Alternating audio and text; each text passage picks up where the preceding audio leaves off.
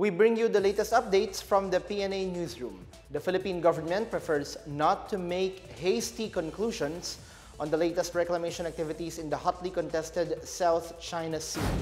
This after Chinese ambassador to the Philippines Wang Shilian said it was Vietnam that was actually reclaiming land in the SCS.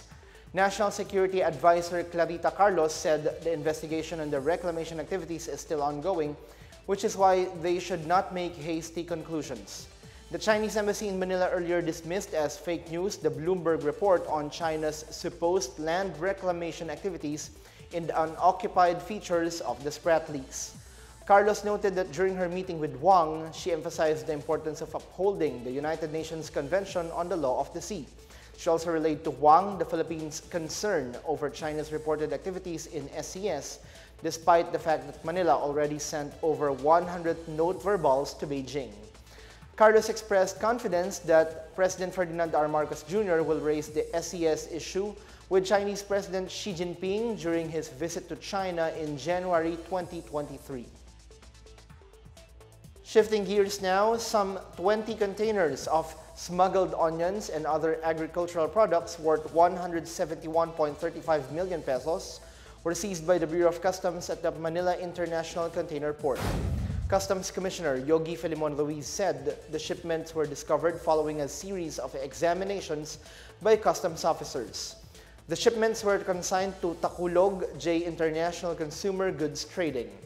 Luis said the shipment started arriving from China from November 12 to December 3. He said almost all containers were initially declared to contain steamed buns and frozen food products such as prawn balls, lobster and crab sticks, as well as udon noodles and fresh carrots.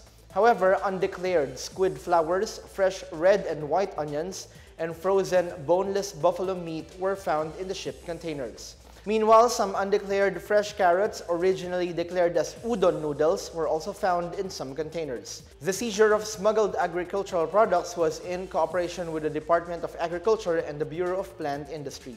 Consignees are facing violation of Section 1400 or misdeclaration in goods declaration and Section 117 or regulated importation and exportation in relation to Section 1113 or property subject to seizure and forfeiture of the Customs Modernization and Tariff Act. Private employers are pressed to release the 13th month pay of their workers until Christmas Eve. Labor Secretary Bienvenido Laguesma said there is no extension in giving 13th month pay as it is mandated by the law. He noted that the law is harsh, but it is the law, even as most companies are still recovering from the pandemic. Last year, over 90% of companies complied with the payment of 13th month pay. Under the guidelines, employers in the private sector are required to pay their rank and file employees of the said benefit, minimum of which shall not be less than 1/12 of the total basic salary earned by an employee within a calendar year.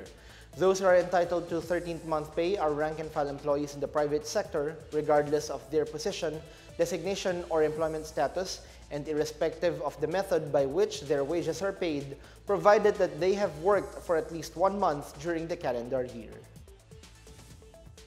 The Bureau of Immigration warns foreigners anew against using fake travel documents, especially this holiday season.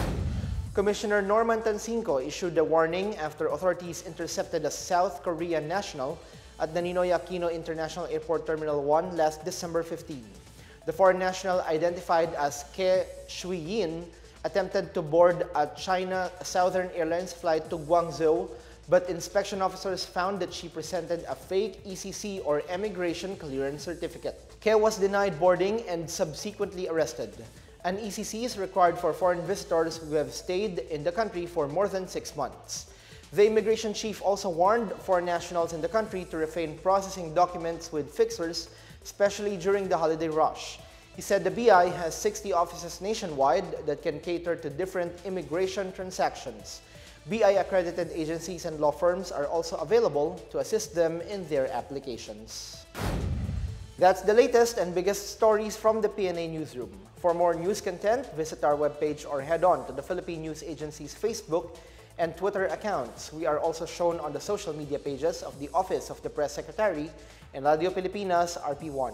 Stay tuned for more news updates. I'm Bench Bondok. We tell stories that inspire change.